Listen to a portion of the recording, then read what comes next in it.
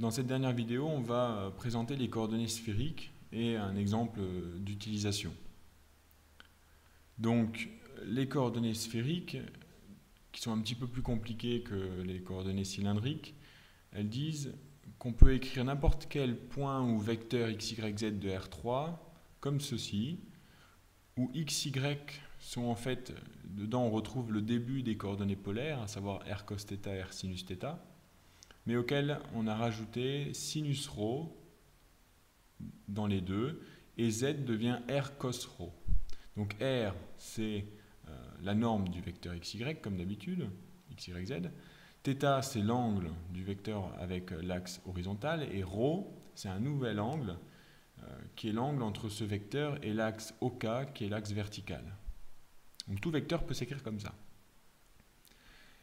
Ce changement de variable, il nous donne, encore une fois, trois fonctions, φ1, φ2, φ3, qui dépendent donc de ces nouvelles variables et qui, par exemple pour la première, à r, θ, ρ, nous associe x, ou encore x, c'est-à-dire r cos θ, sinus ρ. De même pour les autres. Et une fois qu'on a ces trois fonctions, comme d'habitude, il faut calculer le jacobien. Le jacobien, c'est ces fonctions, d'une part dérivées par rapport à r, ensuite dérivées par rapport à θ, et ensuite dérivées par rapport à ρ. Donc on le fait 3 fois pour chacune, ça nous donne une matrice de taille 3 par 3, et assez importante, qui est celle-là. Alors, ce déterminant, on peut passer les calculs, mais il se calcule plutôt bien, on peut développer par rapport à la troisième ligne, et il y a beaucoup de choses qui se simplifient grâce aux formules trigo, et en fait, on trouve le résultat suivant, r carré fois sinus ρ. Jacobien qui est non nul, si r est non nul, et ρ non nul, différent de pi, etc. Alors comment on s'en sert? Comme les coordonnées cylindriques étaient adaptées au cylindre, ou plutôt les coordonnées sphériques sont plutôt très bien adaptées aux parties ou aux portions de sphère.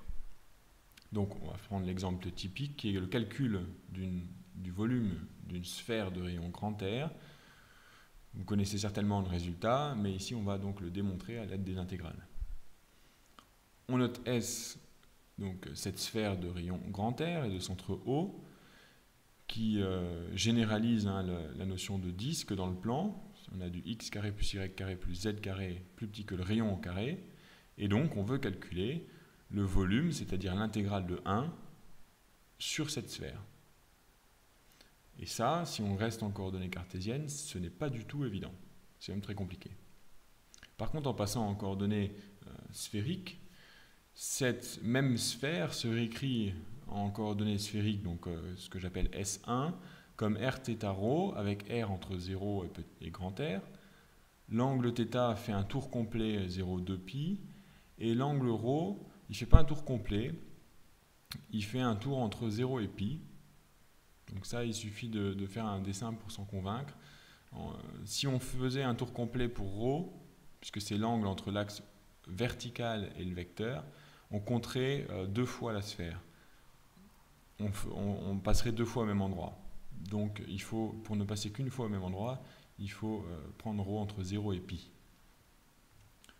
Et puis si on transforme donc cette intégrale de 1 sur S en intégrale avec les coordonnées sphériques, on obtient ça. Donc R varie entre 0 et grand R, θ entre 0 et 2 pi, ρ entre 0 et pi. Donc 1 fois le jacobien qu'on a trouvé qui était r carré sinus ρ. Et donc on va calculer de proche en proche ces intégrales en partant par celle du milieu, qui est une intégrale en ρ. Il faut donc intégrer sinus ρ. Sinus ρ, c'est moins cos ρ, qu'on évalue entre 0 et pi. Le r carré, je l'ai tout de suite mis à l'extérieur de ces intégrales qui ne dépendent pas de r. Et puis, en calculant tout ça, j'obtiens 4 pi r cube divisé par 3.